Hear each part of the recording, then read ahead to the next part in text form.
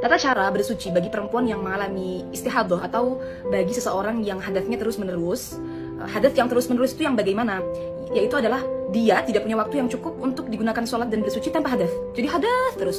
Hadas apa saja? Tidak harus istihadah, tidak harus darah. Jadi bisa keputihan, juga bisa pipis, kentut, dan sebagainya. Tata cara ini yang akan kita bahas nanti. Yang perlu kita ingat adalah lakukan setelah masuk waktu sholat. Karena bersucinya orang yang daimul hadas, yang hadasnya terus-menerus itu bersuci yang darurat, sehingga harus dilakukan setelah masuknya waktu sholat. Setelah masuk waktu sholat, yang pertama harus dilakukan adalah istinja. Tidak harus terburu-buru ya, yang penting harus dilakukan setelah masuk waktu sholat. Setelah masuk waktu sholat, yang pertama istinja dengan benar. Setelah istinja dengan benar, nomor 2, menyedikitkan hadas. Menurut mazhab Syafi'iyah, menyedikitkan hadas ini bisa dilakukan dengan 2 cara.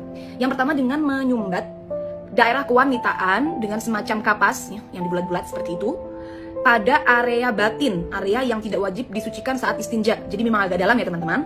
Jadi kapas bulat-bulat dimasukkan ke area batin, area yang tidak wajib disucikan saat istinja. Menyumbat pada area batin itu wajib, karena kalau separuh di area batin dan separuh di area zahir justru dia malah membawa hadas.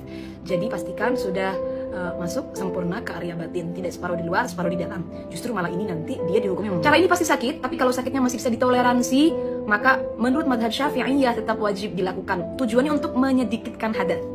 Tapi kalau memang betul-betul sakitnya tidak bisa ditanggung lagi, maka cara ini boleh di skip dan pindah ke cara yang kedua. Atau kalau cara yang pertama ini masih tidak cukup, contohnya masih tembus atau darahnya keluar deras banget, maka harus didobel dengan cara yang nomor 2. Nah, apa cara yang nomor 2? Cara yang nomor 2 itu dengan menggunakan celana semacam korset. Korset celana ditambah dengan pembalut, karena unsurnya adalah harus ada taklilan lil hadas, menyedikitkan hadas, maka harus pakai celana yang agak ketat ditambah dengan pembalut.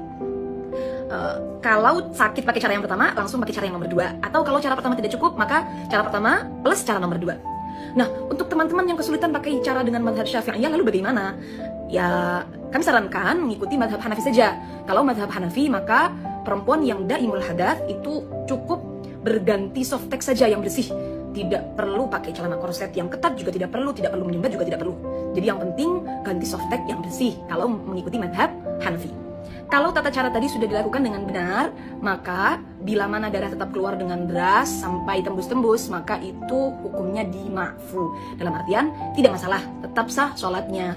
Setelah proses taklilan lil hadas, maka selanjutnya yang dilakukan adalah wudu. Wudu dengan mualah. Mualah itu terus-menerus. Kalau dalam wudu biasa, orang yang tidak daimul hadas, mualah hukumnya sunnah. Tapi kalau dalam daimul hadas, maka mualah hukumnya wajib. Niatnya istibahatis sholat. Nawaitul wudu'a listibahatis sholati fardhon lillahi ta'ala. Kemudian setelah wudu, segera melaksanakan sholat.